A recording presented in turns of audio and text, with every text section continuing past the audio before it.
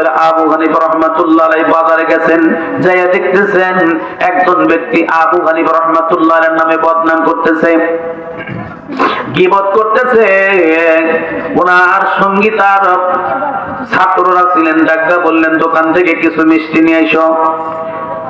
হুজুর মিষ্টি দিয়ে কি করবেন? বলে যে এই লোকটা আমার বিরুদ্ধে মানুষের সামনে বদনাম করতেছে, আমার গীবত করতেছে, আমি তার এই মিষ্টি হাদিয়া দিব।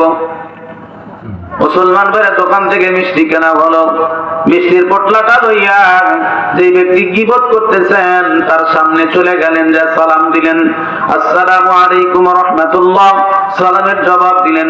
মুসলমান ভাই ওই লোকটা হুজুরকে দেখাই অবাক হয়ে গেলেন, আশ্চর্য হয়ে গেলেন, আমি যেই ব্যক্তির গীবত করতেছি ওই ব্যক্তি তো আমার সামনে হাজির।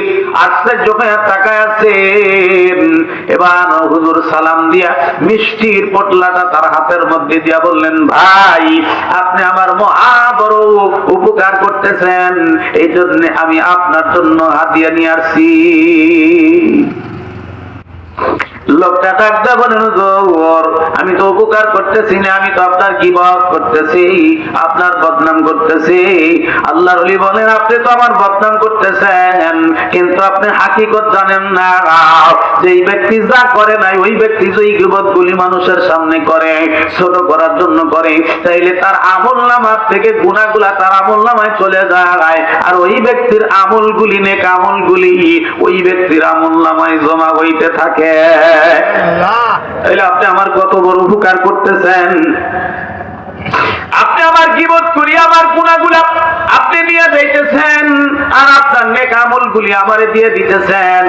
আপনি আমার উপকার করতেছেন, এই জন্য আমি খুশি হইয়া আমার আপনার জন্য আমি মিষ্টি হাদিয়া দিয়ে দিলাম। মুসলমান ভাইরা লোকটা বুঝতে পারছে, সঙ্গে সঙ্গে তওবা করে, আল্লাহ আমি তওবা করতেছি, আমার জীবন দশা আর কোনোদিন আমি মানুষের গীবত করব না। তাহলে গীবত করনেওয়ালা ব্যক্তি মুসলমান ভাইরা তার লস না লাভ?